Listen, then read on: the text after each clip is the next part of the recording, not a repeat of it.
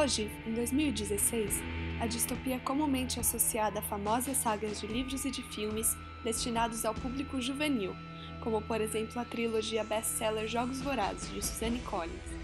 O cenário dessas histórias são sociedades futurísticas, comandadas por governos totalitários, corruptos e que exploram um povo alienado, condenado a uma realidade que é, a nossos olhos emancipados, opressora. Não é de hoje a relevância desse gênero literário.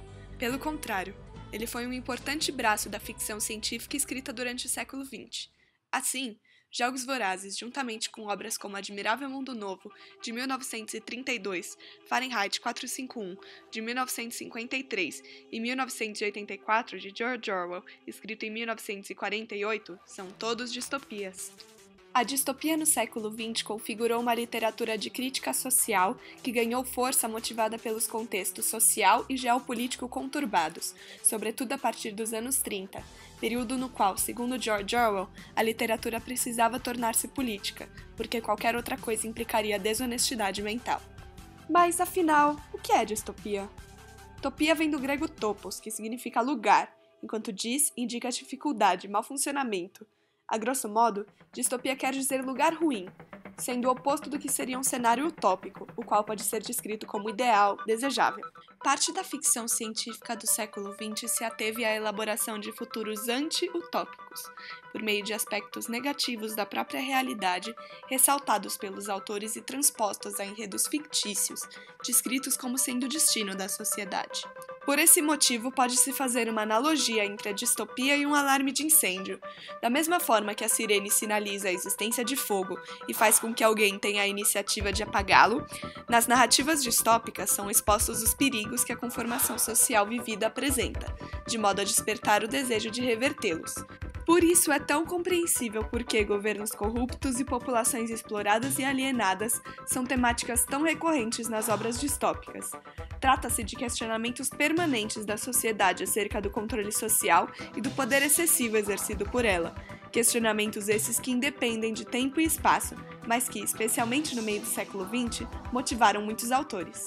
Um deles, George Orwell, foi responsável pela escrita de um dos mais conhecidos romances distópicos, o qual constitui de forte crítica social que dialoga diretamente com seu contexto conturbado de produção. 1984 é uma denúncia de totalitarismo, controle social e perda da liberdade e individualidade do homem que cercavam e preocupavam o autor. Orwell, nascido Eric Arthur Blair em 1903, foi um escritor, ensaísta e jornalista britânico. Dizia-se um socialista democrático, opondo-se em sua escrita à injustiça social e ao totalitarismo. Lutou na Guerra Civil Espanhola do lado republicano e publicou em 1945 A Revolução dos Bichos, romance alegórico que satiriza a Revolução Russa e a União Soviética. Sua obra distópica, 1984, foi publicada em 1949, pouco antes de sua morte, em 1950. Anterior a ambos os romances, o artigo de Orwell, Literatura e Totalitarismo, escrito para a BBC em 1941, expressa sua opinião de que a existência de regimes totalitários, tal qual se observava nos anos 30 e 40, poderia comprometer toda a produção literária da humanidade. Ele escreve em uma tradução livre: o Estado totalitário tenta, a qualquer custo, controlar os pensamentos e emoções dos seus sujeitos, pelo menos tão completamente quanto controla suas ações. A pergunta que nos é importante é: pode a literatura sobreviver em tal atmosfera? Penso que deve responder brevemente que não. Se o totalitarismo tornar-se mundial e permanente, o que conhecemos como literatura precisa acabar. O sentimento antitotalitário de Orwell marca sua produção literária a partir do momento em que regimes totalitários e autoritários despontam ao redor do mundo e ganham força dos anos 30 em diante. Desses destacam-se dois, o stalinismo e o nazismo.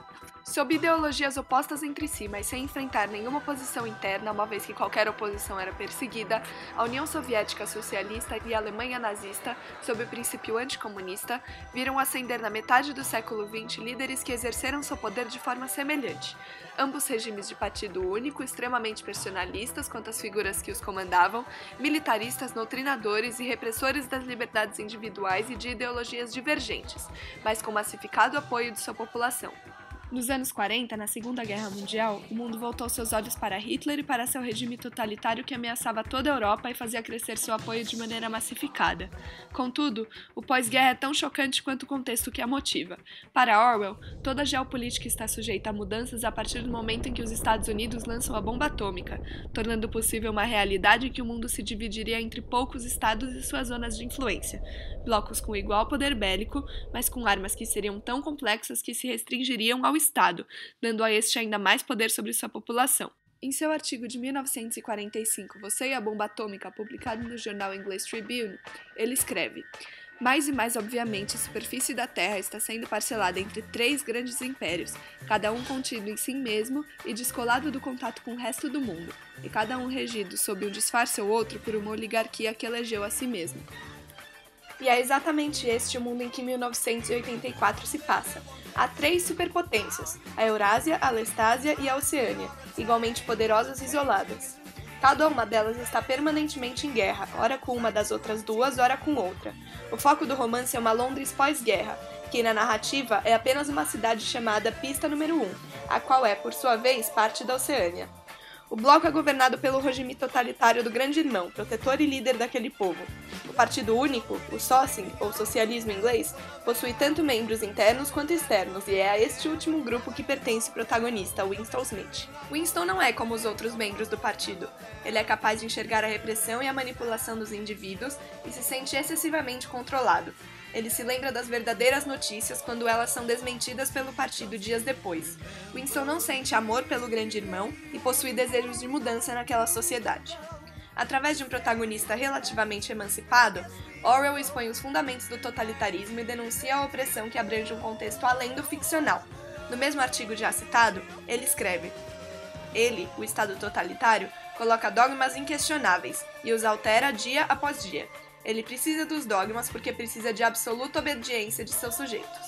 E em 1984 reiteram-se os dogmas contraditórios do Socing: guerra é paz, liberdade é escravidão e ignorância é força. Mesmo que o povo saiba diferenciar liberdade de escravidão, por exemplo, ninguém duvida do partido quando diz que são a mesma coisa. Além disso, destaca-se a necessidade do partido de alterar, de modo a dizer sempre a verdade, registros de declarações passadas dadas ao povo, mas que não se concretizaram. Ninguém naquela sociedade de fato se esquece da informação que recebeu, mas é capaz de assimilar também a nova. A essa capacidade de acreditar em 2 realidades contraditórias ao mesmo tempo, Orwell deu em 1984 o nome de duplo pensamento. Apesar de ser um conceito intrínseco ao contexto ficcional do romance, o ato de duplo pensar pode ser relacionado a uma estratégia real de controle social que ainda afeta praticamente todas as esferas da sociedade pós-século XX, a qual o filósofo Gilles Deleuze chamou de sociedade de controle. A sociedade de controle consiste em um estado no qual o controle social é múltiplo e difuso, vindo não apenas de instituições cuja função é a de vigiar o indivíduo e puni-lo por comportamentos dissidentes, mas sim de tudo e todos à nossa volta, que interiorizam a lógica do poder vigente. Assim, controla-se através das informações que nos bombardeiam, dos produtos que consumimos e dos padrões que seguimos. No século XXI, a sociedade de controle está intimamente relacionada ao consumismo e às novas tecnologias. Dado o caráter disseminado do controle, é a ilusão de liberdade parte fundamental da sociedade descrita por Deleuze, ilusão essa que predomina nos habitantes da Oceânia.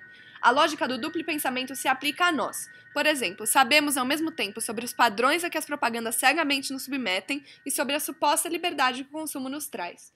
Sabemos sobre o uso que as redes sociais e outras tecnologias fazem de nossas informações, controlando nossa movimentação no espaço, guardando dados sobre nossa existência, permitindo ou negando acessos, ao mesmo tempo em que cremos no aspecto libertador da internet. Para que nos permitamos ser controlados, precisamos acreditar que somos livres. Assim como na Oceânia, é libertador poder odiar os inimigos do partido, ser contido pela polícia do pensamento, crer nos lemas do Socing e ser vigiado pelo Grande Irmão.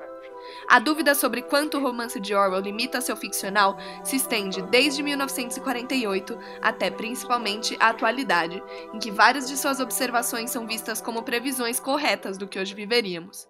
Assim, o caráter atemporal dessa distopia nos provoca pensar até que ponto estamos de fato livres das amarras às quais Winston está preso na sociedade de 1984, e se a liberdade que temos na sociedade contemporânea não seria, na verdade, uma ilusão que é fruto do controle.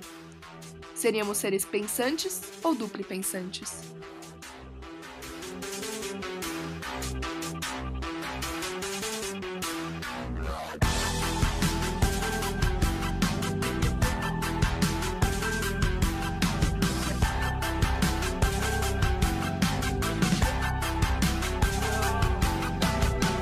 look fine and dandy, but then by the time I find it handy to rip my heart apart and start planning my crash landing, I go up to the ceiling, then I feel my soul start leaving like an old man's hair receding. I'm bleeding, so please, I'm gonna need